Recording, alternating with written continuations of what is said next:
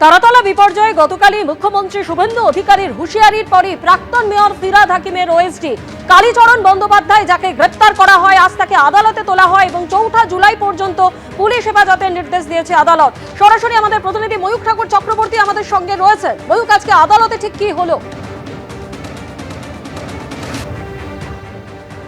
দেখো, আজকে আদালতে সরকার পক্ষের যিনি আইনজীবী ছিলেন সৌরিন ঘোষাল, তিনি পরিষ্কারভাবে যেটা দাবি করেন যে কালীচরণ ব্যানার্জি, যাকে গতকাল স্পেশাল ইনভেস্টিগেশন টিমের যারা অফিসার তারা অ্যারেস্ট করেছেন, তিনি একটা টিম ওয়ার্ক মেনে গোটা কাজটা করতেন এবং এই টিমের সঙ্গে আরও অনেকে জড়িত রয়েছে।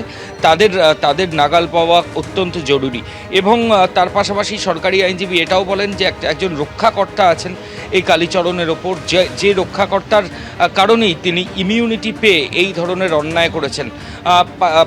এবং সরকার পক্ষের আইনজীবী সৌরিন ঘোষাল যেটা বলেন যে একটা ত্রুটিযুক্ত নকশা, এই যেটা তারাতলায় ভেঙে পড়লো যে স্ট্রাকচার, সেই স্ট্রাকচারের যে নকশা সেটার অনুমোদনের ক্ষেত্রেও ত্রুটিযুক্ত ছিল এবং ত্রুটিযুক্ত নকশার টাকার বিনিময়ে সেটা অনুমোদন দেওয়া হয়েছে এবং সেই অনুমোদন দেওয়ার পেছনেও এই কালীচরণের ভূমিকা আছে, এমনটাই তদন্তকারী এই সরকার পক্ষের যিনি আইনজীবী তিনি স্পষ্টভাবে আদালতের কাছে জানান।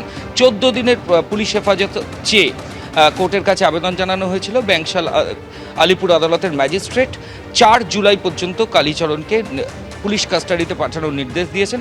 আর হয়তো অল্প কিছু সময়ের মধ্যেই কালীচরণকে নিয়ে পুলিশের যারা তদন্তকারী আধিকারিক রয়েছেন এসআইটির, তারা আলিপুর কোর্ট থেকে বেরোবেন এবং তারপর তাকে জিজ্ঞাসাবাদের প্রক্রিয়া শুরু হবে। কে রক্ষাকর্তা এবং টিম ওয়ার্কে কারা কারা ছিলেন এই টিমে, তাদের খোঁজার যে তল্লাশি সেটা পুলিশের তরফ থেকে শুরু হবে। ধন্যবাদ।